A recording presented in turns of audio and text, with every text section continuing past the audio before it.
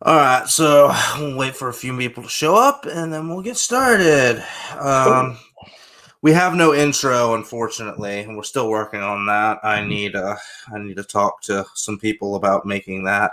Yeah. But sorry everybody, we got no intro. We're just gonna have to deal with my ugly face. I mean, I feel like we should have you should be like, yo, it's collecting rarities. I don't So know. I was trying to decide between like a mythical thing and Uh, I was trying to figure out how to incorporate mythical music with the Spaceball scene where they're combing the desert. You know, like yeah. you found anything yet? We ain't found shit. That'd be awesome. I'll look forward to hearing it whenever you get it set up. Yeah, that'll probably be a little bit, but we'll see what happens. Yeah. All right. Let's see here. All righty, here we go. All right, ladies and gents, my name is Rainer, and I am joined by a lovely personality. Would you care to introduce yourself? Hey, everybody. I'm Seth. You've heard me before on several shows, so I'm looking forward to doing this one. This is going to be awesome. Yeah. Well, welcome back. We love to have you. You're an awesome guy, and we'll look forward to hearing what obscure collectibles that you have that you want to talk about today. Before we get into anything, we always want to thank our sponsor, Wado Scrapyard. And what can we say about Wado Scrapyard here? Man, he is always knocking it out of the park with every little bit of work that he does. Yeah, let me tell you, he is just amazing. Every transaction I've done with him has been smooth. It's been awesome. I've never had one issue I can say about the guy. So we want to thank him for sponsoring this episode. So, anyways, let's get right to it. We have the Saber Stock update. Unfortunately, there's not a lot to say on this front. Ultra Saber's summer sale is finishing up here. We got a minuscule amount of Saber Forge restock. I think they restocked like 2 of their Elite Sabers. So really nothing much to say on that front. But if you're looking for a good combat-ready Saber, definitely check out Ultra Sabers. They're having a 10% off right now with free shipping, and just can't go wrong with them if you're looking for a Saber on a budget. I might have to pick one up. That would be pretty awesome. So what type of Saber were you thinking of picking up, man? I just think it'd be awesome to have like a combat ready Saber, maybe a couple of them, so me and my son could duke it out sometimes. Because how awesome would that be? Oh, definitely. Now, would you go sound or would you go stunt? Because there is a difference. I'd probably just go stunt. I don't think I need the sound and all that. I just think it'd be cool for us to fight all over the house and kind of kick each other's butts. And So we got Dean in the chat here. What's going on, Dean? What's up, Dean? So a couple of things I would recommend for a good beginner stunt sabers is you can try your hand at a mystery box saber. Because what they'll do is they'll have a mystery box saber for $75 plus tax and shipping. And basically what that means is you get a chance at anything on the menu. You can get a diamond control font, which is like the really high-end soundboards. You can get anything from an emerald driver to any combination of them. But you also, at the very minimum, are going to get a $75 saber. So it's going to be a saber that's worth $75, whether that be a stunt or anything that's worth $1,000. Yeah. So definitely check that out. Dude, I'm definitely probably going to hop on that thing because that sounds pretty awesome. Yep. It's too bad that the COVID's going on with conventions and whatnot, because Saberforge usually sells those mystery boxes right there at Comic-Con. And I miss, going to any Comic-Con. Yeah, I really do too. I missed going to the Hobbit reunion this year, which really sucked. No, it's just been a shitty year all around, Yeah. Well, speaking of people who've had it bad this year, let's talk about the next subject here. We got Disney is having an interesting move here. They're selling some of their exclusive theme park merch at Disney Springs and online as well. Yeah.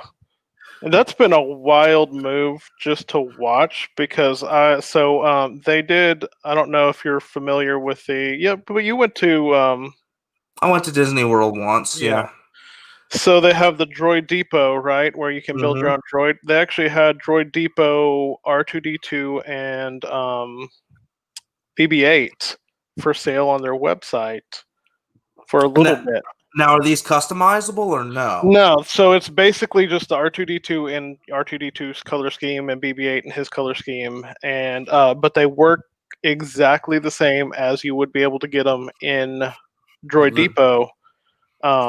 So it's the same, quality bot that you would get there, same price. You can control it from your phone. It'll interact in the parks if you take it to the park.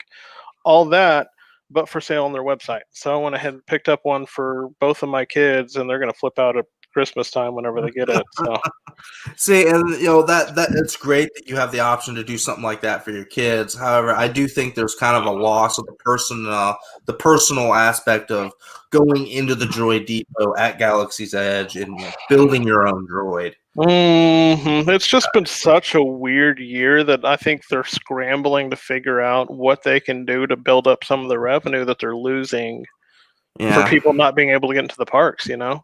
yeah, and it's tough because you got to social distance. It's just mandatory, but there's no real way to do that in a park. Yeah, because So they're just not designed for that type of thing. So I can imagine that they're, just for the nature of the beast that we're in, that they're losing out on a ton of revenue. They're trying to figure out what they need to do to even get people into the stores if they can even get into the park. I mean, I know right now it's so limited, and there for a while they were actually hitting capacity, which I know it's limited capacity, but who would have ever thought we'd see a time, you know, where they'd hit capacity multiple days in a row? I'm gonna stop you right there. Hey, Danny Lee, what's going on, man? Lovely to see you. So yeah, it's mind boggling, how much things have gotten turned upside down sideways, and Mm, and I actually went to, on those of you who've been following Collected Weekly for a long time know this. I went last November, right before the COVID hit. And let me tell you, it was a mosh pit, and it was just I absolutely had a blast. I loved it, but and there's a lot of exclusive merch that you can get from Galaxy's Edge. Let me tell you, there's a lot of rarities there. They're between holocrons, sabers, uniforms, even comm links and rank badges. yeah. I just wonder how it does it takes away the magic if you can't go get it in the park. I hope It really this is does. something that only is a short time, because I would hate to see this be, online all the time, because then what's the point in going to the park? If Yeah. you can get all the exclusives online, what is there Well, left? and one thing I would really hate. I mean, I think this would be a bad idea, but I don't think they should put the Savis in the online store. I think Yeah. Droid Depot is about as far as it should go. I totally agree. Because there's something about, like, when you go into the attraction at Savi's and you sit down and you sit down, but you get in, you're ushered into this room, and there's just the theme, the feel of the whole deal, and then you walk out and you with this lightsaber, and it's like, this is yours, you built it, this is your customized saber. Now, granted, you only get a few parts to choose from, but you can Yeah. still do any number of combinations. Yeah. And then, those attractions and those kind of events were designed for an in-person, feel to it. So it's going to take away some of the magic if they just end up throwing it all up online. Yeah, and so what's your thought about some of the other exclusive merch that they're throwing up online here? Like, just forget about the Star Wars stuff. They're doing a little bit of everything, aren't they? Yeah, so I mean, and that'll probably lead us into another topic, but I mean, they're throwing up the exclusive pins that you can get, that you used to only be able to get in the park, which I know people are going nuts for, and they've designed this whole online queue thing, and I mean, it's getting crazy out there. I mean, it's Yeah. I think people are getting excited that they can get this exclusive stuff, but also, like I said, it just takes away from the magic of hunting it down in a park, and Yeah, I mean, there's something about, going to a park and saying, "Oh my gosh, I can't get this anywhere else. I have to get this now." I mean, that's how Mm, they get you, even with the crazy prices. Like this hat, I think I paid like $40 for this hat, but it's the only place I could get it. yeah, I mean that's me, and so you know, getting into this hobby that I got into the last time, really, it's been like a thing that I've been doing since I was like 10 years old, and I left it for a long time and came back into it. But, collecting Disney pins was one of those little hobbies that I did and then stopped and then did again. So this last time at Disney, I bought a pin for $40, and it's because I walked in and it was the only one hanging on the little hanger rack, and I was like, "Oh shit, I have to buy this now." Like it's Yeah, the only one that's here and it's limited to 500 pieces, and I'm like, "Oh, okay, yeah, this is coming home with me today." yeah, And this is mine. that's part of the magic of going to the Disney parks is you don't know what you're going to find in what store, and so like I said, And it's there's a, something to go ahead. Sorry. it's just a love hate relationship. I love that people can get this stuff out there, but I kind of hate that it's taken away the magic of it. Yeah, and there's something to be said about like the Kyber crystals and Doc Ondars, where you purchase a red, but you have like a 1 in 500 chance of getting the black one or something like that. They only Yeah, put like a few out a day. yeah, and that's it's the thrill of the chase. Like Mm-hmm. you're just taking that away from people, and I get that they can't get out there and do it now. So I hope that this is temporary. I really do. Yeah, I agree with that 100%. I think once COVID goes, hopefully, God willing, COVID goes away, Oh yeah. and you open the parks back up, and I hope this is just temporary, like you said. And I mean, I wouldn't mind this trading post staying here, Mm, but the online has to go. Otherwise, what is the point? I mean, you've already also got the massive underground, which you're not supposed to talk about, the yeah. of smugglers. They're out there. We all know it. Oh yeah, we all know it. We all know it. But well, you had mentioned earlier these pins, and let's get a little into that because this is a subject I'm very unfamiliar with. But I know this is definitely a rarity here. Yeah. So Disney pin collecting, I think within the last maybe 5 years has blown up. It has just become probably one of the largest hobbies I have seen recently. Just from the sheer numbers of people that are getting into it. Because I mean, you can go from little pins like the little stitches that you see on the screen, to the big Death Trooper helmet, and such a wide price range So that what do these go for? Like that. I mean, obviously there's the price you pay in the part, but like, what's the aftermarket on these? it really depends on how rare they are and what year they came out. And so, little easy ones like Lilo and Stitch, you probably paid $5, $8 for, maybe 10, depending on the size of it. The Death Trooper helmet was the one that I actually mentioned I found in store, and it's limited, I believe. And I'm sorry, any pin collector that's listening, if I'm wrong, please don't hate me, but I believe it was limited to 500 pieces, and I paid $40 for that. The Millennium Falcon ones, definitely the one with the dice, was exclusive to Disneyland Paris, and I paid $80 for it. Oh dang. Yeah, so I mean, they can go. I've seen them go $200-$300 depending on how rare they are. That is just insane. And Mm, I can only imagine, like, okay, if that's what you paid for in store, what's the aftermarket on one of these things? yeah, so I mean, it just depends on, like I said, if it's a Disneyland Paris one, obviously somebody has to go over and pick that up exclusive in that area. So they can go from $80 to $300, depending on how rare they are. Oh dang, that is insanity. So Mm. what types of characters and stuff can you find in these pin forms? I sorry if I butchered that. You can really find just about any character that Disney has a license for. So, I mean, they're really branching out. They're doing a ton of cool stuff with Marvel and little exclusives with that. And obviously the Star Wars ones where you can get the helmets of the different characters. You can get the ones where you see in the middle where they're kind of done in a Day of the Dead theme almost. It's just a really neat little hobby to get into.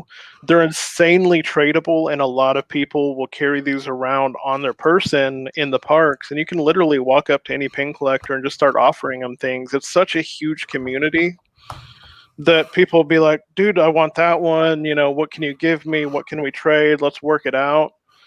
So But I'm go ahead, sorry.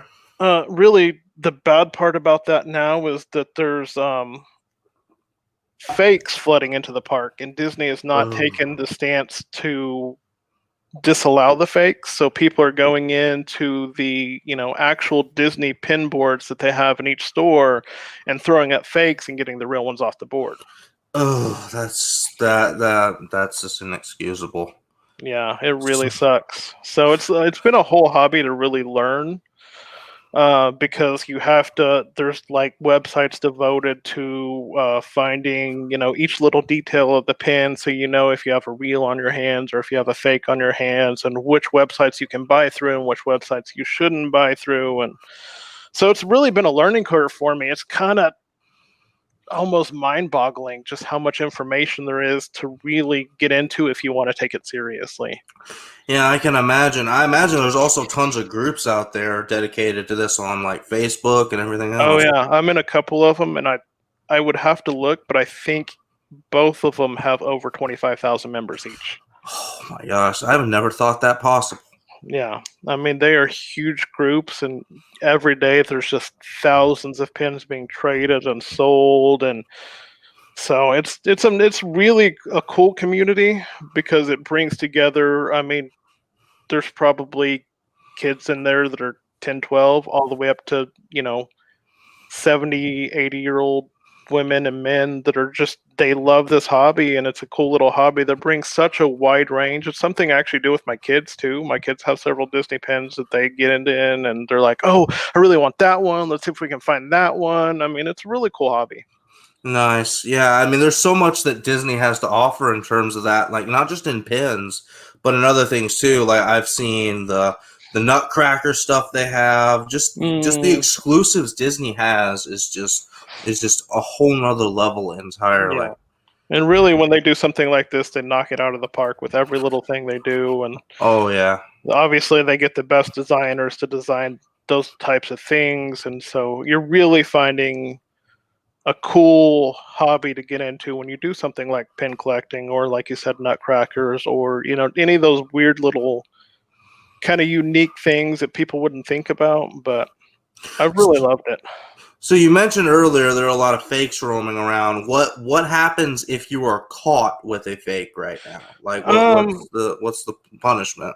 so really, Disney has taken no punishment against people coming into the park and trading fakes, but a lot of pin collectors are like, that's just a shitty thing to do. And if you're caught selling fakes, I know you will get kicked out of a lot of groups. Now, there's a big difference. There's the ones that are fake that are being flooded in from China, or from wherever else they might produce these fake pins, and those are known as scrappers.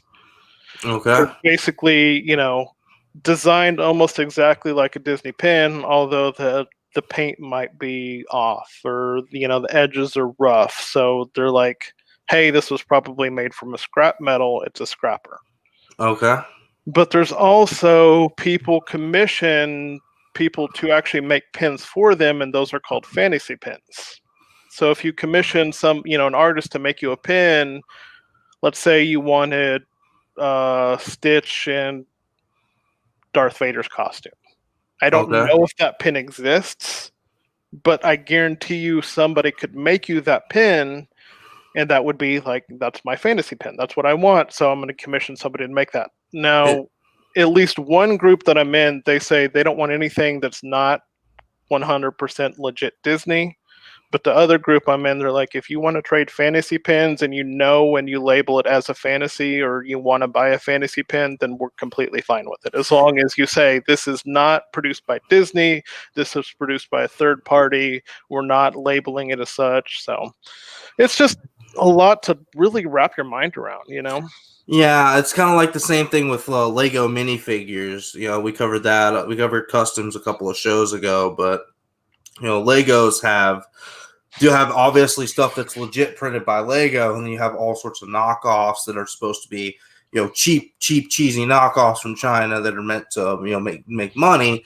But then you also have like characters that Lego's never gonna make, like Kyle Katarn or Jaina Solo or somebody like that. In which case, you commission somebody to make that.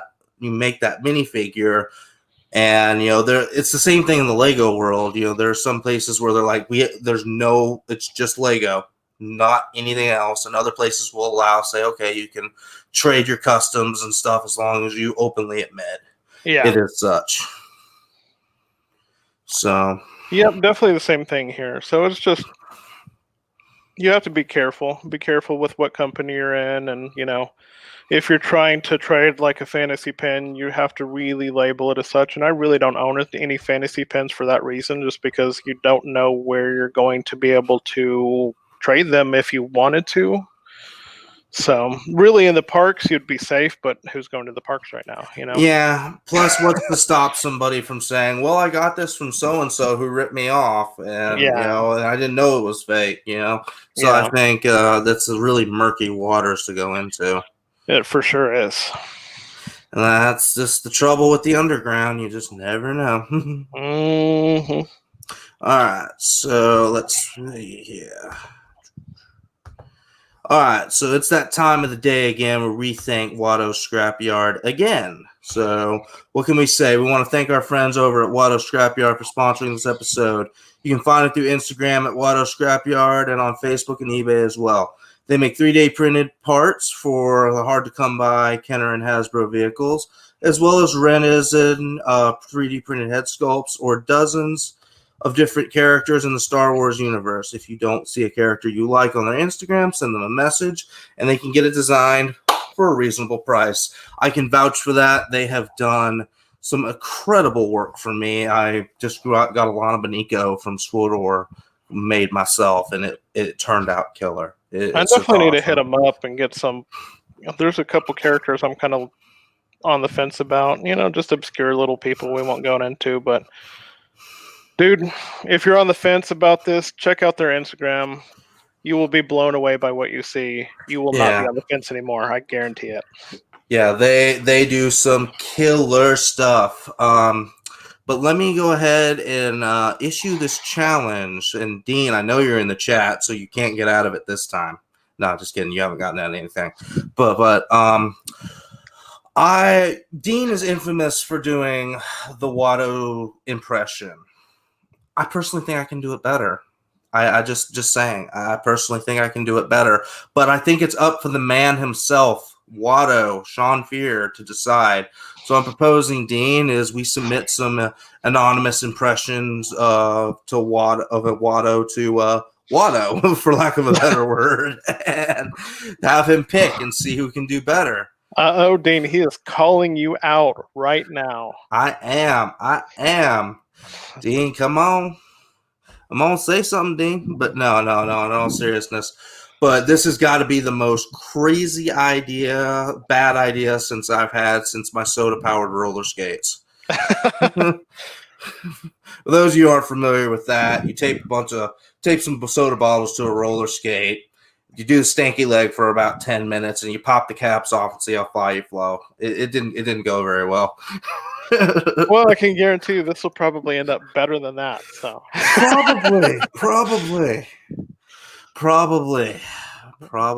All right, but the challenge has been issued. Dean, it is your move. All right, rarities for your feet. So another thing you collect here is shoes, and let's cover that for a little bit because that is again a subject I'm not familiar with. Furthest I've gone into shoes is probably Jordans. You know, Yeah. So I would say that I'm one of the I'll call myself the resident sneakerhead of the group who's been on the shows because, dude, I love shoes. They're just my thing. Like I've gone crazy in the last couple of years and I'm up to 35 pairs now and I just keep buying more because I mean, why not? They're so fun. I mean, the ones you see before you right now is a PlayStation edition of the Air Force One, and how cool a shoe is that? I that mean, looks pretty awesome. I'm not gonna lie, the little PlayStation logo on the back there. it's all shiny. The swoosh is all jelly, so it squishes a little bit. It's really cool. I mean, just these type of shoes are pumping out like crazy. Nike's doing awesome things. Adidas is doing a whole lot with Star Wars. That's if you want to put your love of pop culture on your feet, you can do that. I I mean, wish I could. I wear size 17, so I none well, of these fit me. you can't do that because that's really hard to find. But we'll say that I can do that. No, man, I'm lucky to find something online at like bit too big feet or some shit like that. Yeah. But I've just been going nuts about shoes here lately, and it's a harder hobby to get into, I think, even than hot toys, pin collecting, really anything, because a lot of these editions are released in such narrow runs, and if I say narrow, I mean you know even if there's 150,000 pairs, that's still not enough for how many people want them. So Yeah, when you go out and try to buy these shoes, I'm taking more losses on trying to get up pairs than I'm getting wins, yeah, I because could. they're so hard to get into. And every day I'm like, oh, I have to get this pair, I have to get this pair, and then I mean, you can just watch me like that day, and I'm like down in the dumps because I missed out on another exclusive pair, and so I'm having to hunt it down, reseller, and some of these prices. I mean, so for example, and I don't think I shot you a picture of it, but there was a pair of Nike SB Dunks that actually changed colors Oh wow. whenever they got hot. So they went from a black pair to like all kinds of like almost a thermal imaging looking Oh whenever they got dang. warm. And those were so limited that this $100 shoe now goes for $1,000 a pair. Sheesh. And I can imagine just the limited nature of things and the competitive nature of things makes this a really stressful hobby. Yeah, so it really does, and I have a love-hate relationship with it because I love my shoes. I love getting new pairs. I love hunting them down, but it's all online. You don't, if you're in this kind of racket, you don't go to a store and find them. You have to research it. You have to find, okay, I can enter this drawing at this website. Okay, I can try to get it through this website, and it's all navigating online now because you're really competing with other people. You're competing with bots. I mean, it's getting crazy. And what is the stress level on like your computer or like your internet? Like, how does that factor into this? Uh, you don't even. I mean, like, I will plan out my day on sneaker releases. Oh wow. I mean, Wow. I'm like, I'm sorry to laugh, but that's just wow. I'll talk, so I go to the gym every morning, and there's times when I'm like, okay, like I'm telling my wife, she's at the gym with me. I'm like, okay, we have this much time. We're getting out of the gym at this, at exactly this time. We have 15 minutes to get home. I have to be home because we have fast internet at the house. So I have to be home to be on our internet to try to get this pair of shoes. We're going to be there. It's like me on raid night. Mhm.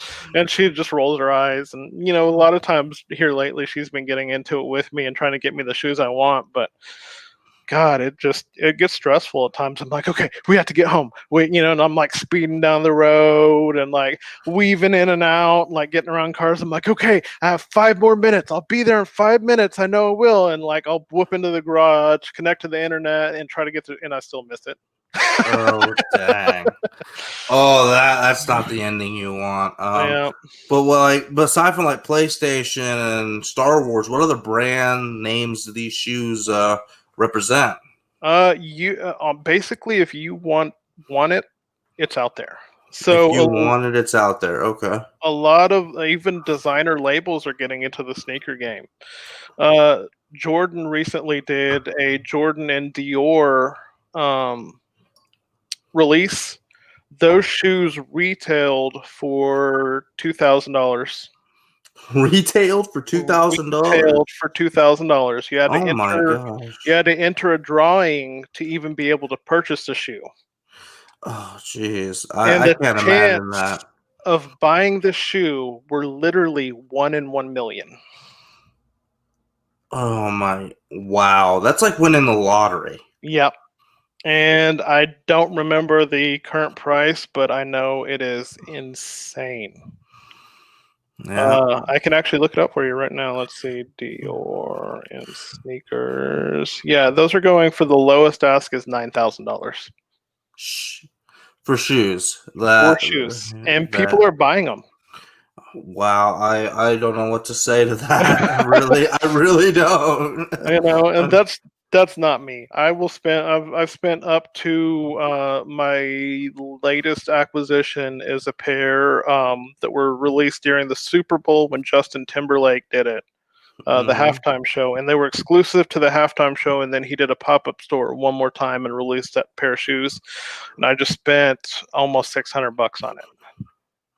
Still, that's a lot of money for something that goes on your feet. But I mean, when you get into this kind of thing, like you put in the crease preventer so you don't crease the front of your shoes. You're cleaning them constantly. I mean, I imagine it's not one that you would wear constantly. no, and I rotate them all out. I have shoes that I wear a lot, and shoes that I wear a little, but it's fun. I love it, but I just don't see myself paying, upwards of $1,000 on a pair of shoes. Yeah, but you know what? Some people will pay an upwards of $1,000 for. Good old booze, man. Good old whiskey, right? Now, this Old Forester you sent me a picture of, I believe I had told you about that one, if I'm not mistaken. And you knocked that recommendation out of the park, dude. That is so good. Nice. Yeah, I wasn't sure if you would like it, but man, that's like what I keep on my shelf when I have special company come over, if you know what I mean. And it's cool to have a movie tie into a whiskey. That's not something you see very often. I have seen vodka with movies like James Bond and some of them, but not whiskey. So it's cool to have a movie tie into a whiskey. That's pretty cool. Yeah, it is. So tell me a little bit about alcohol collecting here. I mean, it's a subject I'm semi-familiar with, but, not really that familiar with. This one is super recent, within months. I have a good friend that I met through the gym, and he buys whiskeys like crazy. And so he really turned me on to buying. I always thought, hey, if you want to get drunk, you buy something cheap, and that's how you go about it. And he's like, no, you buy the nice stuff, and then you sip on it for a long time. And I'm like, okay, I can get behind that. Let's do that. Yeah, that's the complete opposite of me when I was growing up. I would buy like a case of like the good stuff, and then like 5 cases of the cheap stuff, because it all starts to taste the same after a while. And there's just, honestly, whiskey, there's some really fun things being done in the whiskey game today. And people are trying different barrels, and they're buying barrels from actually different alcohols and aging their whiskey in different barrels that were, originally like a brandy barrel, and they'll age whiskey in a brandy barrel, or they'll age whiskey in like a port wine barrel. So it's really becoming one of those hobbies that used to be so like niche, and now it's not. It's becoming a lot bigger, and there's a lot more companies out there doing fun stuff with it. And so, like, really, my introduction to this was right before COVID, and they were like, okay, we're shutting everything down. I was like, shit, we're going to be stuck in our house. We walked into a liquor store down the street, and they had this bottle of Jack Daniel's Sinatra Select. And that's a $170 bottle of whiskey. And I was like, you know what? I've never bought an expensive bottle of whiskey before, but I'm about to be stuck in my house for God knows how long. I'm fucking buying a $170 bottle of whiskey. You might as well be having a good time while you're I'm stuck like, at I'm home. gonna have a good time while I'm, stuck at my house. And that was really my introduction to just getting into the expensive whiskey game. I don't have many bottles that are close to that expensive. I do have a few that are over $100, but it's just neat to get out there and see who's doing what in the whiskey game these days. Like this Boss Hog, this Whistle Pig Boss Hog Samurai Scientist. That one is a company here in America that's making their whiskey like the Japanese make whiskey, and Okay. that bottle actually goes for $500. Whoo.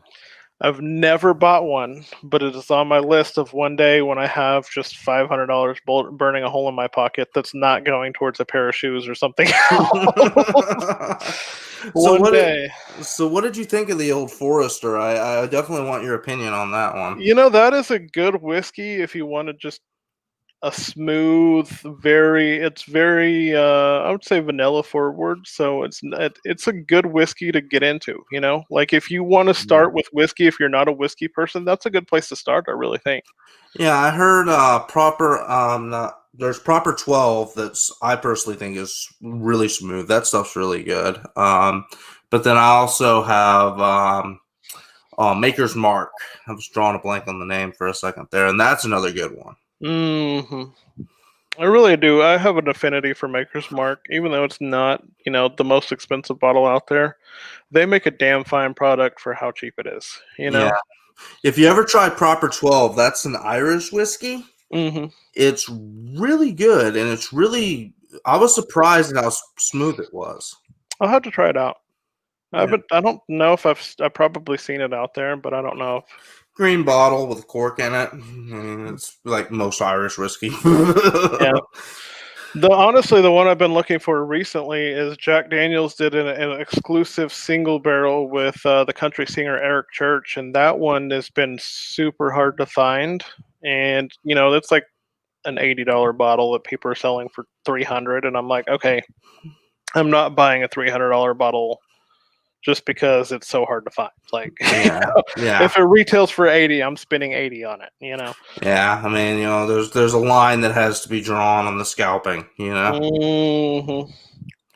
So, well, tell me a little bit about what different companies are doing different things with this little collecting hobby. Really, it's like I've said, it's just people are getting out there and they're seeing, what's out there to begin with, and they're like, hey, why don't we try something new? Yeah, and it's hard because there's lots of stuff that really hasn't most of it's been tried already. Yeah. When you think about how many thousands of years man has been making alcohol. Mm-hmm. And I think that's where it's becoming interesting, because we're starting to branch out from, like I said, they're not just doing, like, traditionally whiskey has always been aged in, what you would say a whiskey barrel, like an oak barrel, or maybe a white oak barrel that makes it a little bit different, but it's always been done a certain way. So these people going out there and buying cognac barrels and aging their whiskey in cognac barrels, that's where the interesting flavors are coming from. And really, that's what I like to see, is people are experimenting with these different flavors and really coming up with a unique product because of it. So it's a good time to really branch out if you like whiskey, and just finding the bottles that are out there, because there's so many different flavors out there now that I guarantee you're going to find something that you like. Yeah, let me tell you. You mentioned experimenting. That reminded me of a funny story from when I was a kid. So, my dad kept 20-year-old scotch around for when guests came around. Uh-huh. And don't worry, I didn't dip into it as a kid. At least not. No, I didn't drink it. But I decided to cook my parents' dinner one night, and I of course being like 8, 10 years old, I didn't know any better. So I was trying to cook my parents' dinner, and I saw the chefs on the TV doing like the wine and the alcohol and all that. I say, oh, I can do that. What's here? Oh, this bottle of 20-year-old scotch. So I unscrewed the thing, put a bunch in there, and cook with it. And my dad comes home from dinner from work that night, and I put on dinner. And he's like, "Man, did you just cook this with scotch?" And I'm like, "Yeah, you like it?" He's like, "Thank you." A little tear rolling down his face when he realized I had wasted like half his bottle. Oh man, that had to be hard. Oh my god! I get the feeling he both wanted to hug me and smack me at the same time. Thanks for cooking dinner, but did you have to use my scotch in it? Oh Like, of my all the god! things you could have done. Oh my god! And it's just it's just funny how much these whiskey can be used for different things besides just recreation. Mm, There's you know like back in the old days they used to use it for medicinal purposes. They would yeah. they would as a painkiller, or hey, we got to sterilize this. Oh yeah, my dad's fondest memory of when I was a baby is he would take me over to see his parents, and when I'd be teething, my grandfather would just stick his finger in the Jack Daniels bottle and rub it on my gums, and that's supposed to solve my teething. I don't remember it, but I assume it worked. uh, or the back in the old days when it's like, hey, the baby's crying, I give him a nip of whiskey, pass him out. Right, that'll knock you right out, and you won't have to worry about that kid for the rest of the night. Mm-hmm. Oh my gosh, it's just funny, Mm-hmm. different uses things have over the years. And really, I love having whiskey around because I cook with it a lot too. I make a really, really good barbecue chicken that Ooh. I end up putting. So I take just a crappy bottle of barbecue sauce, jazz it up with usually a Shiner Bock, and then I pour about a shot of whiskey in it, and then mix it all up and just kind of cook it down, and it becomes really, really good barbecue sauce. Oh my god, you're making me drool, man. You're making me drool. And that's always what I have used on, and I just cook the chicken in that barbecue sauce, and it is fantastic chicken. Nice. All right. Well, let's see. So, any subject thoughts of? Hold on. Are you getting that echo? I'm not hearing anything. Hold on. Let me see something here. Is that better? No, I'm still getting an echo on my end. Huh? I can mute myself and see if it's on my end, maybe. Yeah. Hello. Hello. Hello. Hello. Yeah, it's coming through on your end. Huh? I wonder where it's coming from. Can you still hear it? Testing 1 2 3. No, it's gone. Huh? That was weird. Yeah, that really was. I could just hear everything I was saying being echoed back to me. That's strange. It did not come across on mine end at all. All righty then. Well, any final thoughts on the subjects today? We still got a little bit of time to kill, so if you have any crazy stories that involve whiskey, now's the time to tell them. I have a lot of stories that involve whiskey. I don't think any of them we can tell. Oh yeah, no, fair enough. Fair enough. Fair enough. Oh my gosh, but no, but in all seriousness, man, you have been a great wealth of information today. I mean, I didn't know anything that the Disney pins existed to the degree that you told me they do. I mean, I didn't realize there was a whole thing about them. I just thought, oh, it's a cool knickknack you can walk in and buy. And it's really It's one of those hobbies that's fun, but man, it's huge, and I've barely even scratched the surface. I promise you, it is I so can believe it. large. I can believe it, man. Whew, well, if there's no other final thoughts here, we're gonna end this thing a little bit early. So we'd love to give a shout out to the Patreons here today. Ben Porter, Griffin Campbell, Sean Fear, Ian Seaby, Rian Mendez, Eric Marshall, Quinn Aguirre, Leo Hernandez, Dan Lee, Deanie Martin, Stephen Crates, Jason Nelson, Big Fern, King Zachary, Caesar, I am sorry if I butcher this, but Mario Quinn, Eric Perez, Mario Cortez, Stephen Percha, Sean Usby, Scat Bradley, Jesse Contreras, and Stephen and Maria Stanley. I'm sorry if I butchered any of your names. I think you did a fantastic job. I wouldn't even attempt any of that. So, Patreons for our show. If you'd like to become a Patreon, you can get the Sweet Angel package at $5 per month. You'll get some exclusive swag. You get a sticker sent straight to your door. We order all our stickers near the end of the month and ensure we have an appropriate amount of stickers. So, great option there. If you want to get the Certified Crispy, that's $15. This tier includes a Certified Crispy certificate on first pledge, a free sculpt painted by Darkside Customs. That is great way to get your head sculpts painted, folks. Let me tell you, I have one of his head sculpts on my Ahsoka Tano. It is fantastic. He does an amazing job. He really does fantastic work. I have I totally just blanked on who I have. Indiana Jones. I have an Indiana Jones that he painted up for me. Oh, and, nice. Dude, it is so realistic. He knocked it out of the park with that one. So you also get a 1-year Patreon responsible for shipping both ways. Assistance with a figure fixed by Zach. Message beforehand to confirm if it's possible and all the benefits of each of the previous tier. It's a great way to go. What can I say? Everything you do helps support this show, helps us do this, sit here, bring this to you, entertain you, and really just have fun doing it. It's really great. And we thank you for all the support that you guys give. All right, we have our other shows here, Collecting Weekly, obviously the main bread and butters, the meat and potatoes of the show. We have Collecting Rarities here, which is more like the Brussels sprouts that no one wants. Brussels sprouts can be fantastic when cooked right. So, hey, There you go. Touche. You also have Small Talk, The Joy of Hobbling, OFAC, Only Fools in Collecting Comics After Darks, and Creeps Are Us. Great shows. We also have our Axion, but I believe that got pushed back to next month.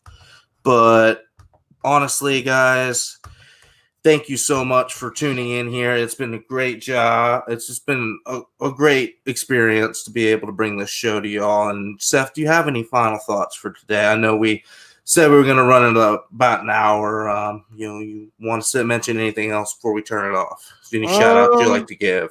You know what? I'll just shout out you for having me on the show. I know we've been talking about it for a while, and schedules have not synced up. So I'm so happy I got to be on. This was awesome. Yeah, I'm so happy you were able to get on, man. You've been a wealth of information, let me tell you. And we'll definitely have to do another show in the future. I know my schedule's a little crazy, just with some unfortunate circumstances in my family, but I definitely want to do another show in the future, and we'll talk about some more randomness and we'll have fun with it.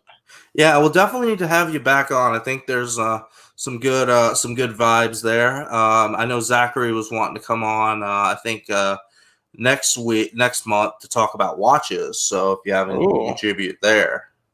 I would love to just listen to that one. I have not been in the watch game in so long because I've been so partial to my Apple Watch. So,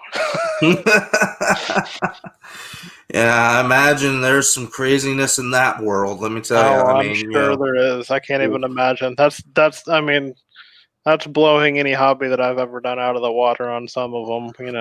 Oh, I can imagine. Oh my gosh! Like you talking about Rolexes that cost more than healthcare.